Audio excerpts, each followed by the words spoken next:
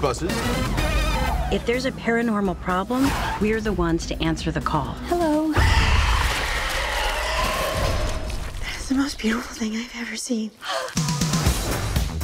If this wasn't a reboot of a film known by virtually every person on the planet, how would you sell this movie?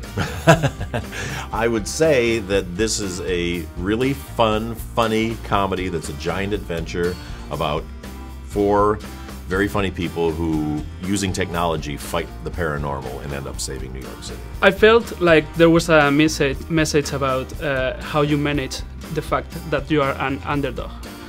Is that the story you wanted to tell? Or? Yeah, I mean, if you look at all the movies I've done, they're really always about underdogs. That's the one theme I really relate to, because I always feel like an underdog and like an outsider, and I think most people in the world do. Even the confident people have at one time or another felt like that, and I just like the idea that these 4 unlikely heroes who are considered to be possibly crazy by everybody else are proven to be right. Watching the movie, I couldn't help thinking that it is, from the beginning to the end, a superhero origin movie. Mm-hmm. Was that intentional? Yeah, it's very much intentional. That's a great observation. No, I love origin stories. Like, you know, the first Iron Man is one of my favorite movies of all time, because the way that you see how a normal person becomes this superhero.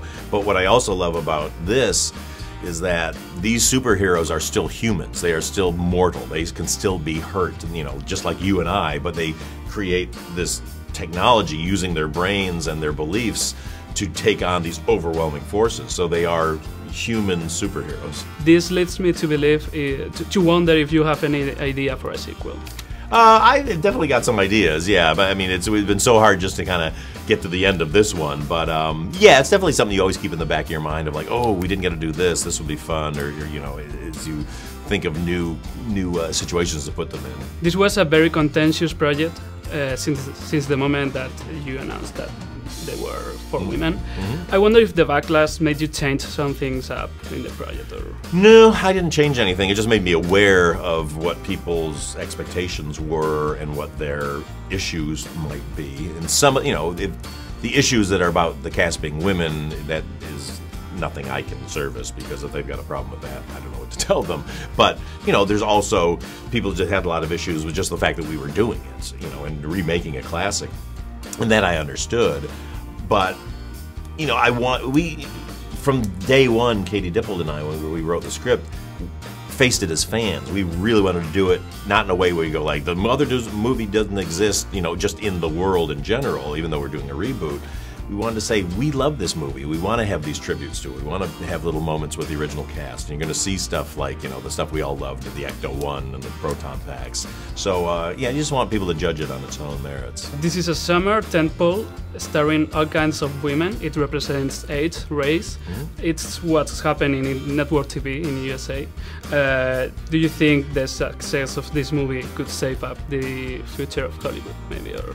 Well, what I hope is that this opens the door, and it's ridiculous we have to open this door in 2016, for more women starring in these giant movies, and not just in supporting roles, you know, but especially in comedies. I mean, you know, we've got like the Hunger Games and Divergent and those things, which are great, you know, that have these strong female, you know, protagonists in them.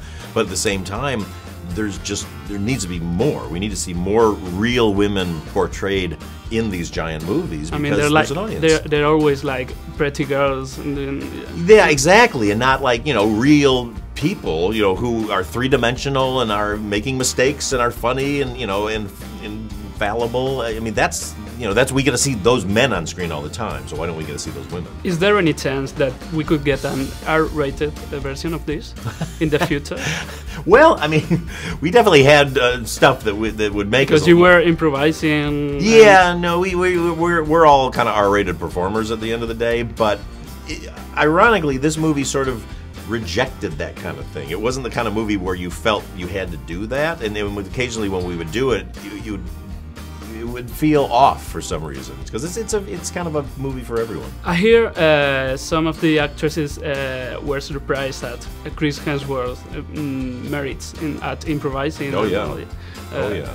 Was it fun working with him? Yeah, it was really fun. I didn't realize he was going to be that funny. I know he's a great actor, and I know he is a funny guy, but I didn't expect that level of proficiency as a comedic actor who could improvise. And he really surprised all of us. I mean, the ladies kept looking at me like, "Did you write him that joke?" Because he came up with that. So he was delightful. Hey guys, check it out! Kevin, come inside! I was born to be a Ghostbuster, all right? Oh man, that's so not good.